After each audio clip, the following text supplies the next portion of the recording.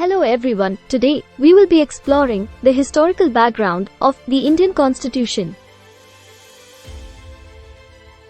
Before 1947, India was divided into two main entities. Firstly, the British India, which consisted of 11 provinces, and secondly, the princely states ruled by Indian princes under the subsidiary alliance policy. The two entities merged together to form the Indian Union. But many of the legacy systems in British India are followed even now.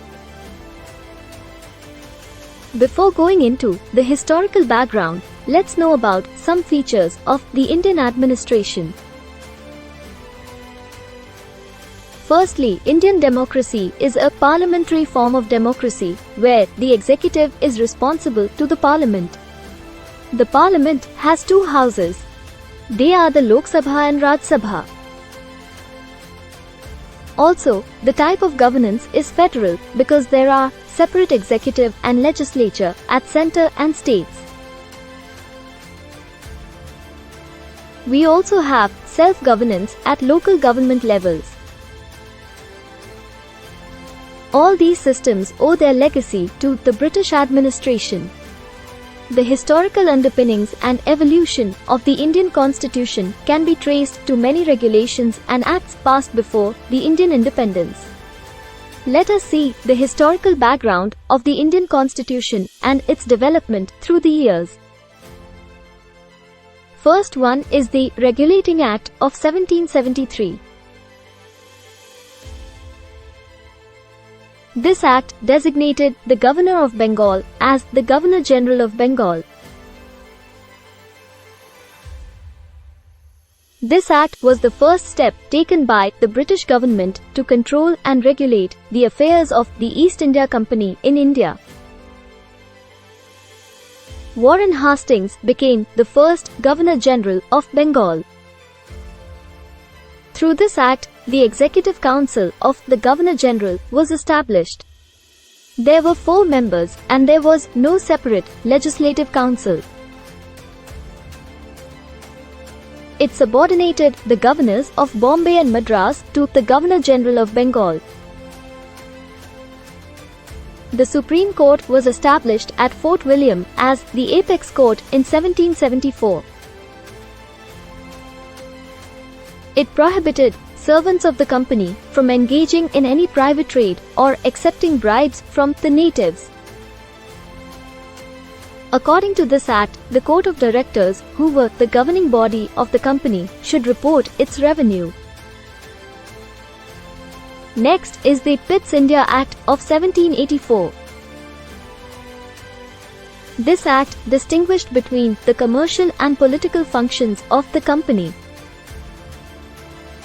The act introduced a court of directors for commercial functions and a board of control for political affairs.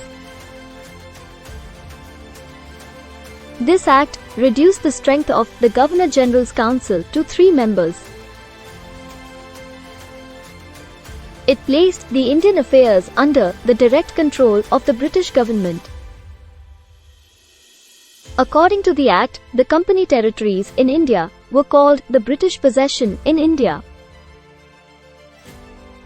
As a result of this act, governors' councils were established in Madras and Bombay. The Charter Act of 1813. The act terminated the company's monopoly over Indian trade. Therefore, trade with India was open to all British subjects.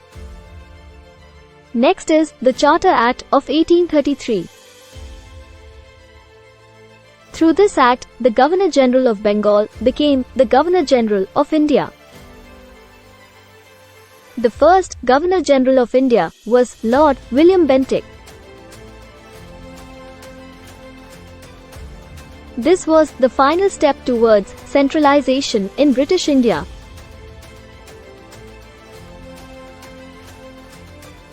This act was the beginning of a central legislature for India, as the act took away the legislative powers of Bombay and Madras provinces.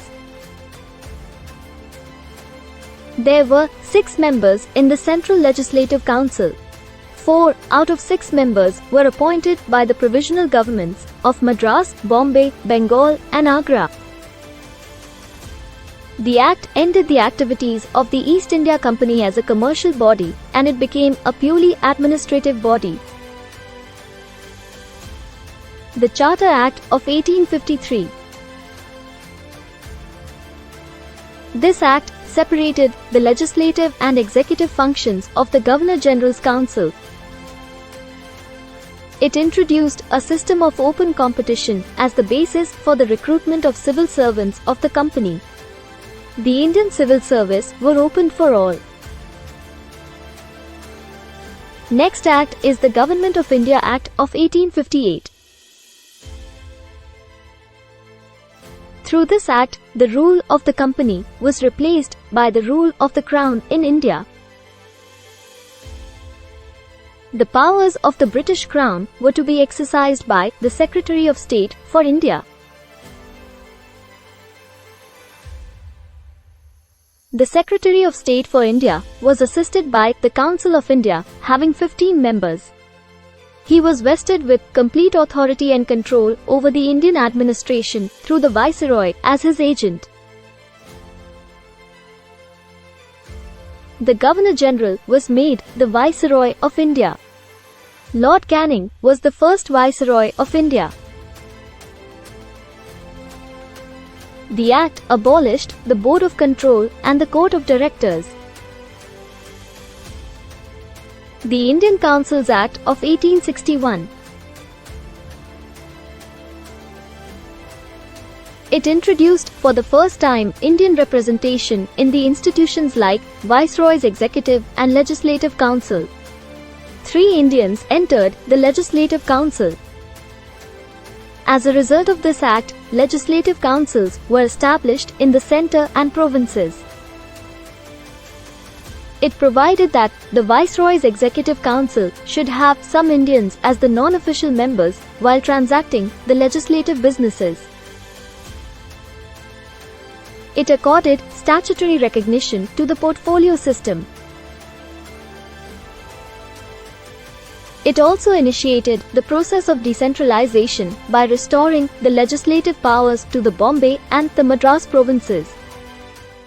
Indian Council Act of 1892 introduced indirect elections, nomination, enlarged the size of the legislative councils, also enlarged the functions of the legislative councils and gave them the power to discuss the budget and address the questions to the executive.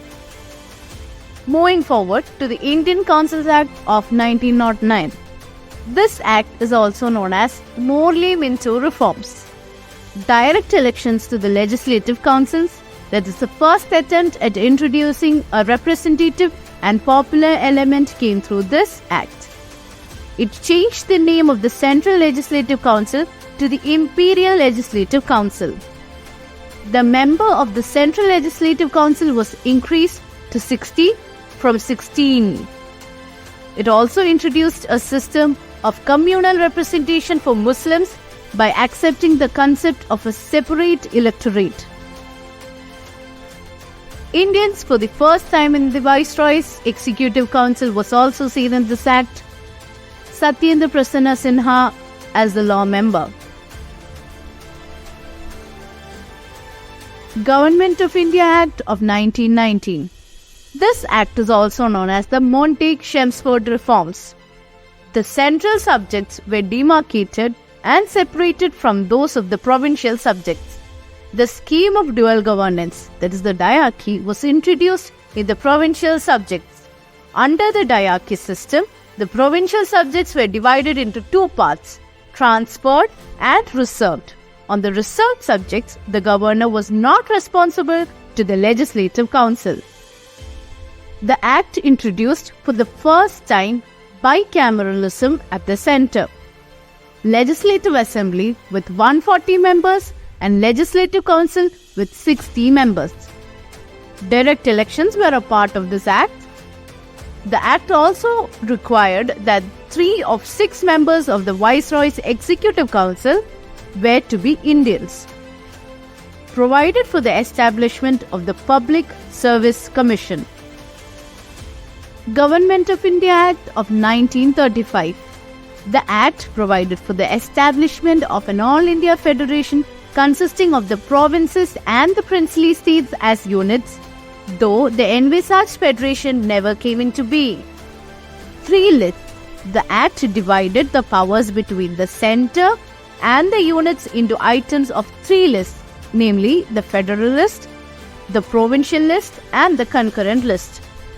The federal list for the centre consisted of 59 items, the provincial list for the provinces consisted of 54 items and the concurrent list for both consisted of 36 items. The residuary powers were vested with the Governor General. The Act abolished the diarchy in the provinces and introduced provincial autonomy. It provided for the adoption of diarchy at the centre. It introduced bicameralism in 6 out of 11 provinces. These 6 provinces were Assam, Bengal, Bombay, Bihar, Madras, and the United Province. It also provided for the establishment of a federal court. It also abolished the Council of India. Now let us look at the glorious Indian Independence Act of 1947. It declared India as an independent and sovereign state. It established responsible governments at both centre and the provinces, designated the Viceroy India and the provincial governors as constitutional. It assigned dual functions, constituent and legislative, to the Constituent Assembly and declared this dominion legislature as a sovereign body. Points to be noted. Laws made before the Charter Act of 1833 were called regulations and those made after were called acts. Lord Warren Hastings created the office of District Collector in 1772, but judicial powers were separated from the District Collector later by Cornwallis. From the powerful authorities of unchecked executives, the Indian administration developed into a responsible government answerable to legislature and people. The development of the portfolio system and budget points to the separation of power. Lord Mayow's resolution on financial decentralization visualized the development of local self-government institutions in India, 1870. In 1882, Lord Ripon's resolution was hailed as Magna Carta of the local self-government. He is regarded as the father of local self-government in India. In the year 1924, the railway budget was separated from the general budget based on the Ackworth Committee report of 1921. From 1773 to 1858, the Britishers tried for the centralization of power. It was from 1861 Councils Act they shifted towards devolution of powers with provinces. The 1833 Charter Act was the most important act before the Act of 1909. Till 1947, the Government of India functioned under the provisions of the 1919 Act only. The provisions of the 1935 Act relating to federation and diarchy were never implemented. The Executive Council provided by the 1919 Act continued to advise the Viceroy till 1947. The modern executive owes its legacy to the Executive Council. The Legislative Council and Assembly developed into Rajya Sabha and Lok Sabha after independence. So that's it for today, guys. Hope you enjoyed the class, and we will be seeing you with new amazing explainer videos that will make your learning simple, easy and super fast.